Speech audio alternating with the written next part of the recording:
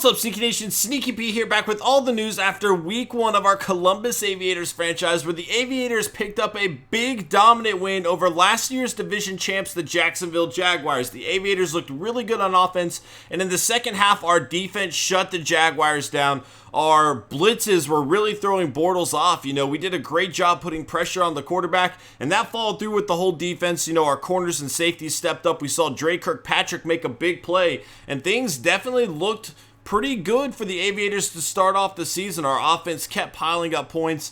It's not going to be any easier next week, as we are going to be on the road against the Colts. Now, the Jaguars won the division last year, but we still consider the Colts our biggest threat to the division title here, and it's going to be a road game, something the Aviators struggled with greatly last year. We were only 1-7 on the road, and things are definitely going to have to turn around this year for the Aviators to turn the table on the division and potentially win and make the playoffs. So it's only 1 week into the season right now. We don't have a whole lot to go over today, but we do have to check out the stats and everything like that. 45-21, man. I cannot say enough how happy I am with how our team played.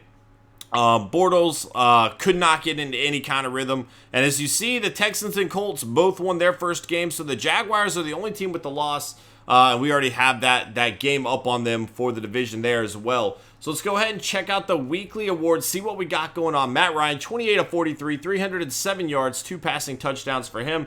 Buchanan for the Cardinals with 10 tackles, an interception, a fumble forced, and a fumble recovered. Malcolm Butler with 5 tackles, 2 interceptions in the touchdown there. And Joe Flacco, 20 of 31, 241 yards, and 3 passing touchdowns for him. Moving forward, we got a tough matchup, like I said. We're going to go ahead and check out to see if the Colts have any injuries right now. That could definitely play a big role in how this game unfolds. If they're not healthy, we're pretty healthy right now. We're sitting pretty. However, Mariota did go down for a few plays, and that's definitely cause for concern. Luckily, our backup stepped up and played okay for the little bit he was in the game. Howard is going to be out for this game for 1 more week. Tim Tebow down here is out for a week. I know a lot of people are going to be excited to see him on an NFL roster right now.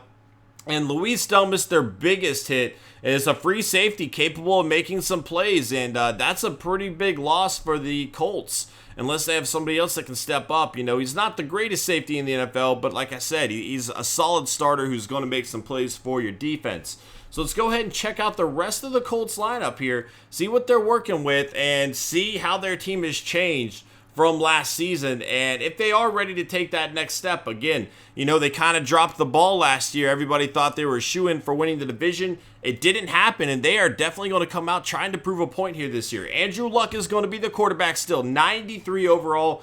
Definitely a guy that we have to be concerned about. Again, we put a lot of pressure on Bortles. He was not able to feel comfortable in the pocket, and we're going to have to do the same thing with Andrew Luck here today. It's going to be an interesting showdown for sure to see if our defense, which brought in Nada, between Nada and Casey on the inside, and then having our outside linebackers Morgan and Arakpo, we definitely can wreak some havoc on quarterbacks this year, and that's what we're going to have to do, wreak some havoc. I think I pluralized it. I don't even know. But we're definitely going to have to put a lot of pressure on quarterbacks this year, especially good ones like Andrew Luck. Backing him up, we have Brian Bennett, a second-year quarterback here. And, that loss to Tim Tebow, it's actually a pretty big one, because if Andrew Luck goes down with injury, I don't know that they can rely on Bennett. It's going to be interesting to see how that plays out. At running back, they have brought in Matt Forte, a huge signing for this Colts team. Now, they haven't had the greatest run-blocking offensive line, so it's going to be interesting to see how that works with Forte. Maybe they've done some work to improve that. They got a good pass-blocking offensive line right now. But Matt Forte could have his work cut out for him. That said, he's a huge upgrade over Frank Gore at this stage in their careers. And I think Forte, is definitely going to give Andrew Luck another weapon that they didn't have in the past. So that's going to be a big, big signing for them. Again, Frank Gore there. At fullback, we have Will, guy whose name I will not pronounce, from California. At wide receiver, this is where they have taken some hits. No T.Y. Hilton. Why they would let him go, I don't know.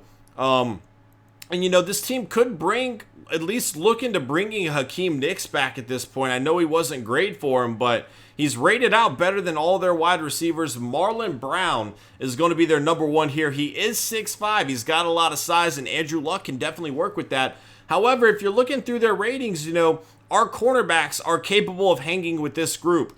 And going back to what I said earlier, you know, if we can put a lot of pressure on Andrew Luck, try to get him to make some quick decisions, they might not be able to play through with that if their wide receivers aren't able to get open in time for him to make the correct pass. So this is a big advantage for our team here, and it's something we're going to have to exploit. Dante Moncrief is going to be the backup here, the number 2 wide receiver, and he is a great player. Great young player with a lot of potential. It's going to be interesting to see how things play out. He could eventually turn into the number 1 here. Parker Hester, a rookie wide receiver from Oklahoma. Again, great size here, 6'4".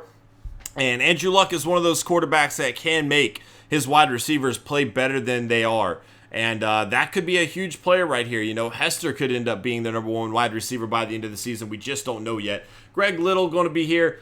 Chris Hogan, 7'11", and Deron Carter at tight end. Dwayne Allen is a tight end capable of making plays, but no Colby Fleener here. So they are losing a lot in the receiving game. I don't know why they would let these players go if the players just got better deals. Either way, you'd think the Colts would do something, make some kind of effort to bring in another playmaker. Those are definitely some big losses for that team. King Dunlap going to be at that left tackle spot, left guard. Mehort, if I said that right, who knows? Ben Jones, I can pronounce that one correctly. Skills is going to be at center here at right guard. Kevin Zeitler, a great right guard out of Wisconsin there. And then Andrew Gardner going to be playing right tackle from the left tackle spot. Not the greatest. Again, you know, we could get some pressure on them for sure. Kendall Langford going to be at left end. At right end, we have Ray McDonald, a pretty big signing for them as well. You know, he's got a lot of controversy right now, but he's definitely a guy capable of making plays, and he does add help to this Colts defense. At defensive tackle, they have Terrence Cody and Hughes here. At left outside linebacker, they got Newsome. At middle linebacker, DeQuell Jackson, a player I actually like quite a lot, a very good veteran. I definitely expect him to play better than his rating there.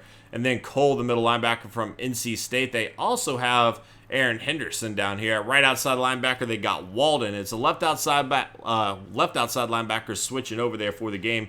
Vontae Davis, one of the best corners in the NFL right now. You know, he's definitely capable of shutting down Dorial Green-Beckham. And Dorial Green-Beckham really didn't get a whole lot going in his first game. We did switch the playbooks around. I think we're using the Bills right now.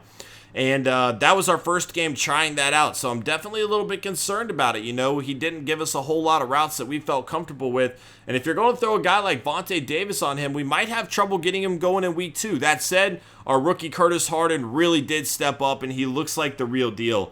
And that could be trouble for Denard here. He definitely is outmatched on size and speed with Harden, so it's going to be interesting to see how that plays out. Darius Butler going to be that third corner. Cortez Allen at 4. And Smith is going to be a 5. At free safety, they got Quentin Dipp, so they got a veteran capable of making some plays as well. They are missing out on Delmas here, but Dimps is a solid fill-in comparatively. Winston Guy is going to be their strong safety. Geathers is going to be backing him up. Geathers. Nick Novak going to be their kicker at punter.